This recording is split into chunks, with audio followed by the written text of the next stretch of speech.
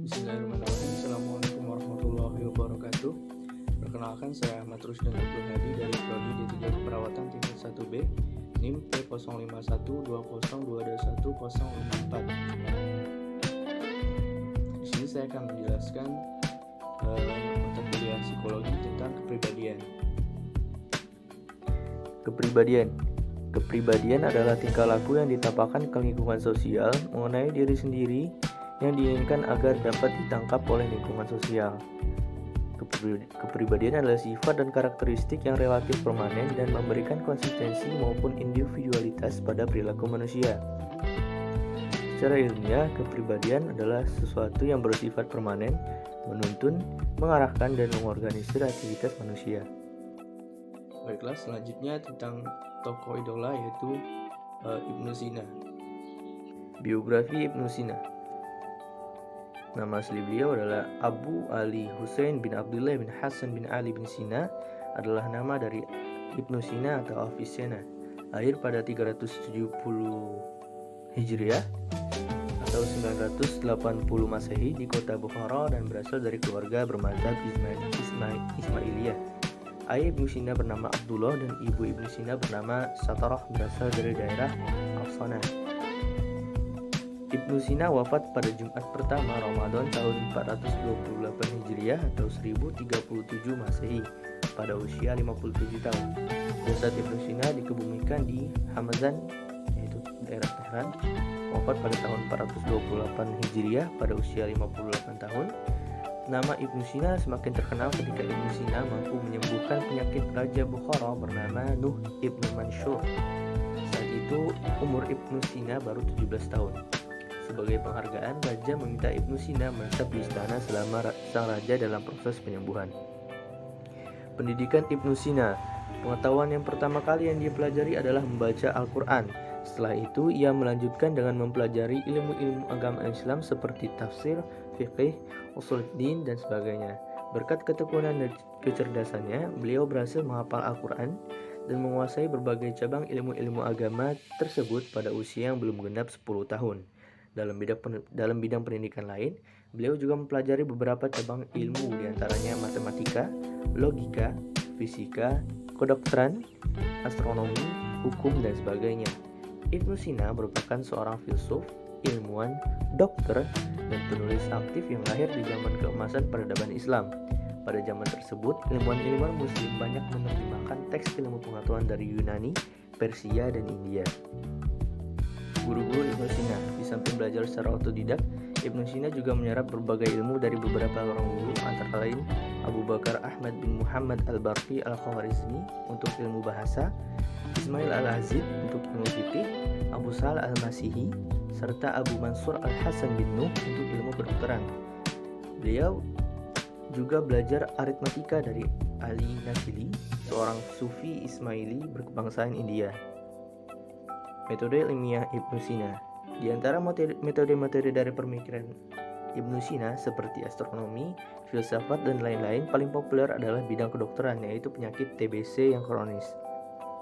Mengenai penyakit-penyakit berbahaya sangat mengganggu manusia zaman modern ini, sudah ditemukan dan sudah dicarikan pengobatannya oleh Ibnu Sina pada 1000 tahun lalu.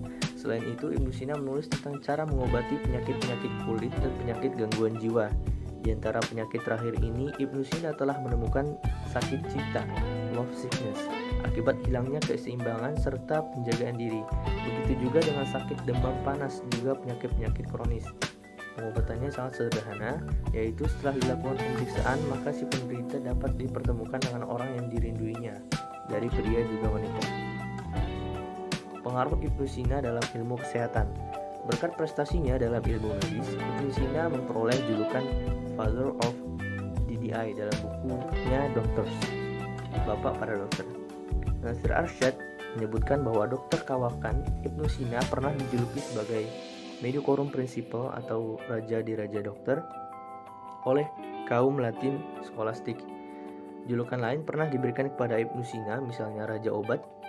Dalam dunia Islam sendiri, Ibnu Sina dianggap sebagai zenith, puncak tertinggi dalam ilmu kedokteran. Sarton juga menguraikan pengaruh Ibnu Sina sangat besar terhadap ruang lingkup juga perkembangan ilmu kedokteran barat.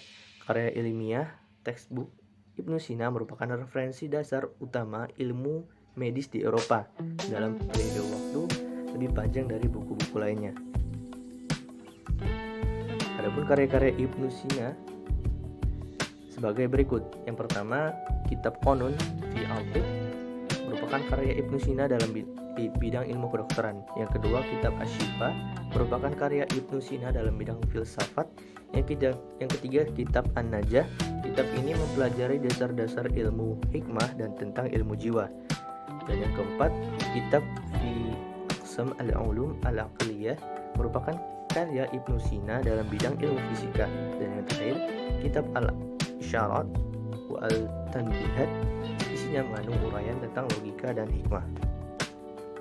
Selain kitab-kitab tersebut, masih banyak karya Ibnu Sina berjumlah cukup besar.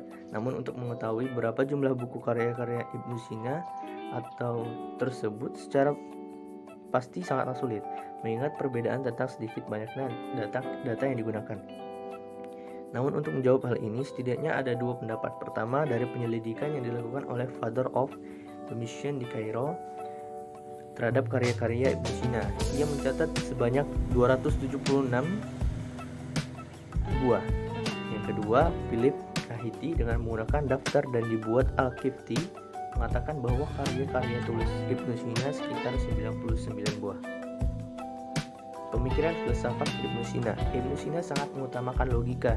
Justru pikiran adalah satu jalan pengetahuan yang diberikan dengan satu aturan tertentu kepada sesuatu yang tidak diketahui.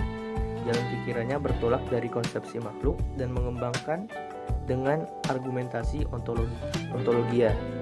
Menurut dia, ada 3 macam sesuatu yang ada. Yang pertama, pentingnya dalam diri sendiri, tidak perlu kepada sebab lain untuk kejadiannya selain dirinya sendiri, yakni Tuhan. Yang kedua, berkehendak kepada yang lain, yaitu makhluk yang butuh kepada yang menjadikannya. Yang ketiga, makhluk mungkin, yaitu bisa ada dan bisa tidak ada, dan dia sendiri tidak butuh kepada kejadiannya. Benda-benda yang tidak berakal seperti pohon-pohon, batu, dan sebagainya. Kesimpulan. Pertama, Ibnu Sina adalah ilmuwan muslim yang mahir di bidang seperti kedokteran, politik, kesenian, dan filsafat. Beliau juga seorang yang produktif menelurkan karya. Salah satu karyanya adalah Asy-Syifa yang membuat tentang filsafat. Yang kedua, jalan pikiran Ibnu Sina bertolak dari konsepsi makhluk dan mengembangkan dengan argumentasi ontologia.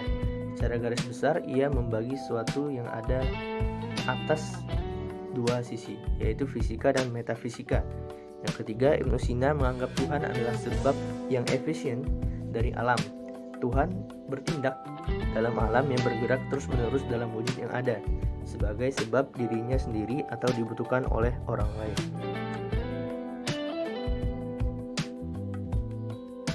Terima kasih, itu yang dapat saya sampaikan. Wabillahi taufiq wal hidayah. Wassalamualaikum warahmatullahi wabarakatuh.